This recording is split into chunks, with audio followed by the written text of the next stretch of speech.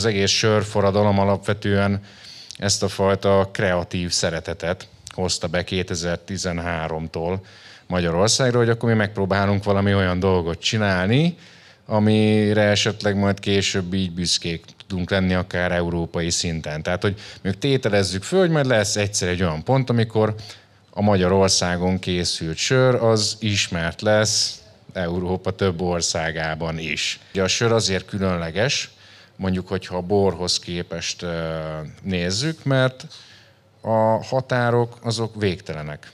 Szinte minden, amit malátából meg élesztőből készítünk, az nevezhető valamilyen szinten sörnek. Az egyetlen módszer, amivel bírni lehet ezt a tempót, az az, hogy őszinte tudsz maradni.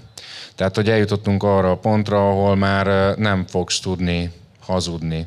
Lehet egy kicsit furán hangzik, de hogy maga az igény arra, hogy ennyire megújuljunk, az sokkal inkább jön tőlünk, mint a fogyasztóinktól. Nálunk egy viszonylag menő dolog az, hogyha valaki keményen dolgozik, és odafigyel arra, amit csinál.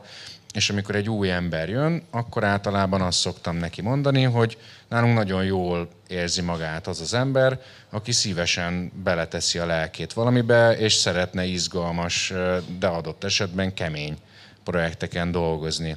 De egy kreatív munkát akkor lehet csinálni, hogyha az ember rendben van és boldog. A siker szakmai szempontból, vagy a te kiteljesedésed szempontjából, az nem feltétlenül arról szól, hogy te mennyire leszel nagy.